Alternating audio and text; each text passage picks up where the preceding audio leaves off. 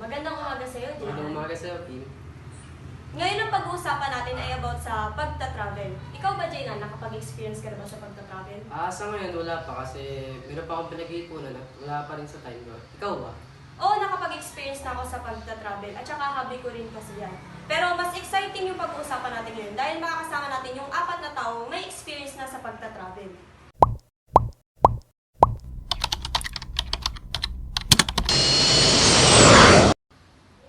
Ngayon ipapakilala namin sa inyo yung 4 na traveler experience.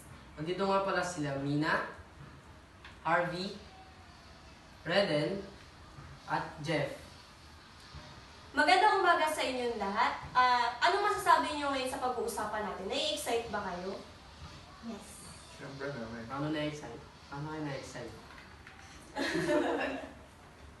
Ikaw, Ado, nai-excite Siyempre, ba kayo? mag-share namin yung mga karanasan namin nung nag-travel kami. Ikaw kaya Jeff? Na-excite ka ba?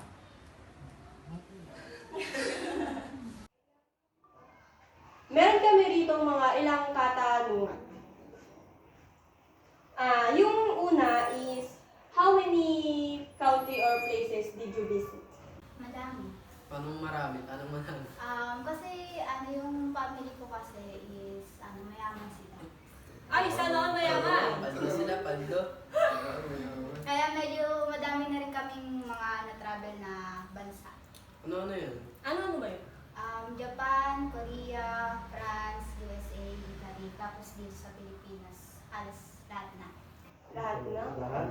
Galing. Yung bawat sulok ng Pilipinas. Ano ba yan? Araw-araw mo ba tina-travel yan? Hindi naman. Bon-bon? Minsan. Minsan? Paano minsan? Kumbaga, pag halimbawa, nag-travel kami, mga 2 buwan, na-travel ulit kami. Family bonding. Kasi, ano lang eh, isang beses lang sa isang taon. Kulang kasi sa budget eh. Kahit kami rin eh. Ikaw, Barbie. Siguro sa akin mga 5 lang. 5? Ano yun? Ano naman yun? Laguna, Tagaytay, USA, tapos Canada, tapos Japan. Japan? Dami ah. Diba? Ikaw rin? Sa akin, Ilocos, Tagaytay, yun lang naman na mga napuntahan. Ikaw, Kuya Jeff? Sa Leyte lang. Sa Leyte. Ito ang paano katanungan namin sa inyo. No? Sa lahat ng lugar na napuntahan nyo, ano ang mga nagustuhan nyo? Japan. Japan. Bakit? Bakit Japan? Ano meron sa Japan? Kasi ang astig ng mga technology nila doon. Pag yung CR, yung Automatic. Automatic. Nagbo-blurred. Ano ba? Ano meron sa Japan? Bakit gusto yung mo? mga pagkain nila doon. Ang astig kasi may ice cream sila na isda. Isda flavor ganun. Wait lang. Parang nakita ko na siya eh. Parang gusto ko rin siyang tikman eh. Pero hindi ko pa siya natitikman. Ano siya, parang yogurt, tama ba? Oo. Nasa nun malansa? Medyo. Mahilig naman kasi ako sa mga seafoods. Okay. Ikaw naman, Arby. Ano gusto mo lugar? Siyempre dun sa bahay ng lola ko dun sa Laguna.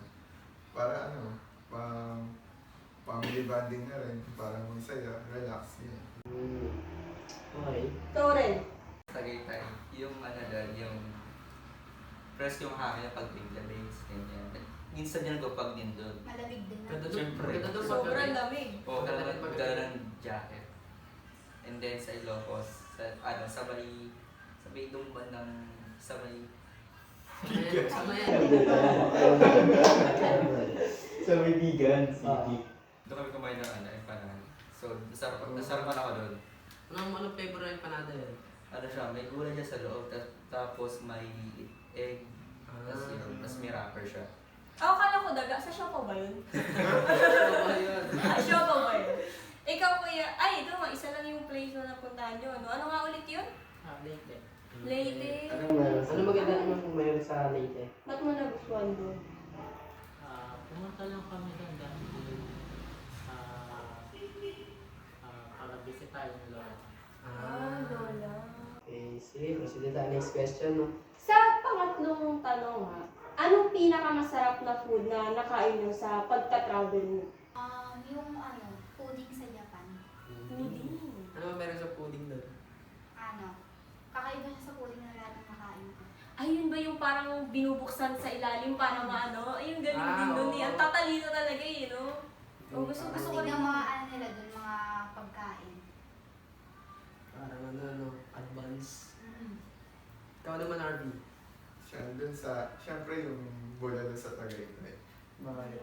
Putok-batok talaga. Itong paano, pampahaba ng buhay. Syempre. Ikaw rin. Siyempre, hindi ko nabanggit ko kanina yung Empanada. Ay, empanada. Ganun talaga. Tapos Special yung, na pinada dun eh. Teka, di ba may empanada ting tinitinda dyan sa tabi-tabi? Siyempre iba yun. Ah, iba ba yun? Yung laman niya sa loob, iba rin sa ano. Yun lang. Yun lang. Okay, yun lang. Eh kayo Kuya Jeff, ano bang nagustuhan mong pagkain doon sa Leyte? Hindi mo Hindi ka ba kumain doon? Kasi lahat daw kasi masarap. Alat, masarap. Sana all lahat masarap. Oh, next Next question. question tayo, no? Bakit naisipan niyo mag-travel? Para sa ano, para magkaroon ako ng ano, Ano? ang kaalaman sa ibang lugar. Okay. Maganda rin. Paano kaalaman ba? Ano bang kaalaman? Gusto mong malaman? Ano yung mga history nila kasi minsan pag nagta-travel kayo is ano, parang meron kayong tour guide ganun. Ikaw naman, RV. Siyempre para ano, magkaroon ng peace of mind, relax. Siyempre para ma-enjoy yung buhay.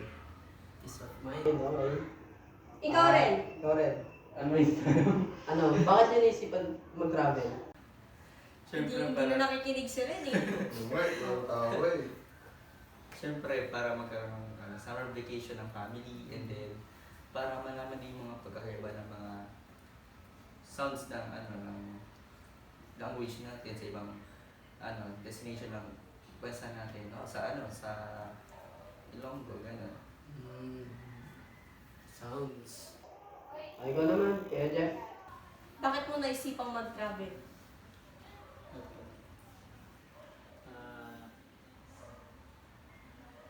Bakit mo naisipan? Ano? Wala. Yan ang Trip niya lang. Trip niya lang mag-travel. Ah. Next question. Anong pinaka-unang lugar na napuntahan niyo? Bicol. Bicol. Siyempre sa akin sa Laguna. Laguna. Ilocos. Ilocos.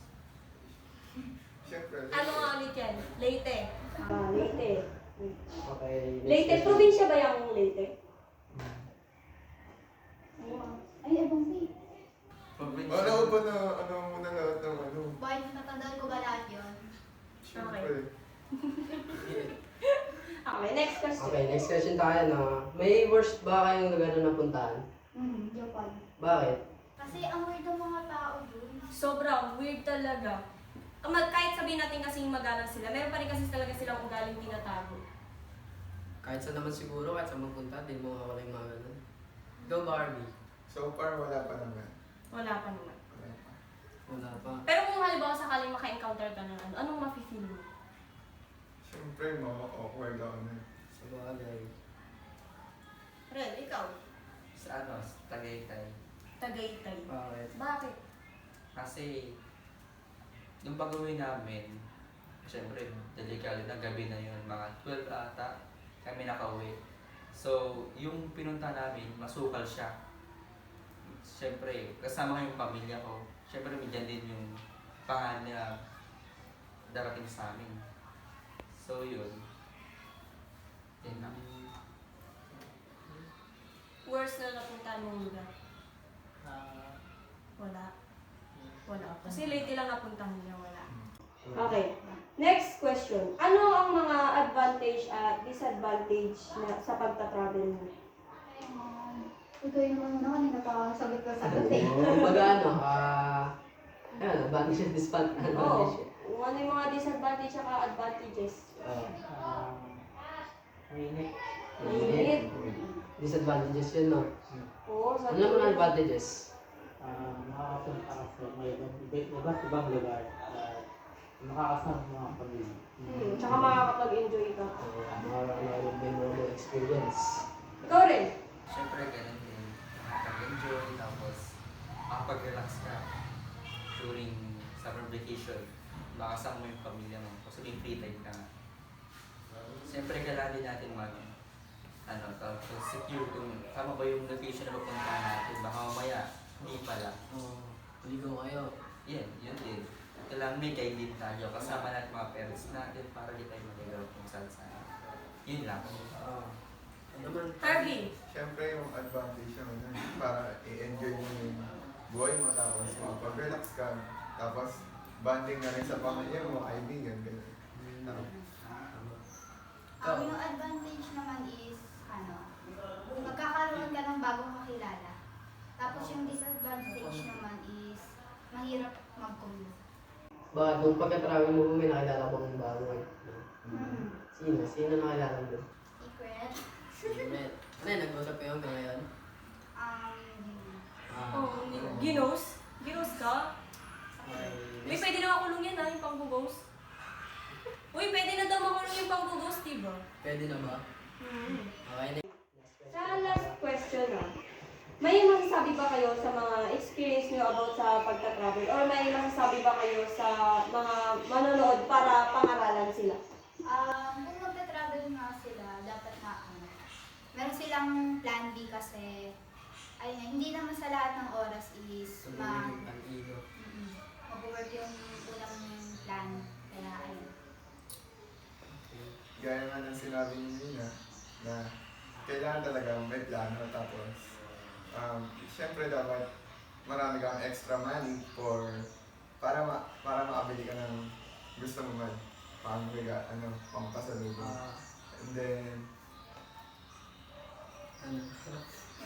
Daw ng parang Bics. Bigs. Pag may hiling ka sa biyahe. Oo. Hirap na rin kasi pag Plastic din. Oo. Para pang maano ka. Ikaw naman, narinig ka lang. Ano yung masasabi mo sa pagta-travel? Or may pangangaralan ka ba sa mga manonood natin ngayon? Siyempre, kailangan natin magkaroon ng plan B, kaya plan C, kasi minsan narirelay yung mga natin, lakad eh. Nabawa, sa next week, may tayo, tawag ng summer vacation. Tapos may lindol pala na nangyari. So, hindi natuloy. Tapos, next week ulit, ganun yung nangyari. Kailangan dapat may plan B or plan D. Ganyan. Ito, plan B, dyan, plan C. Ano sa'yo?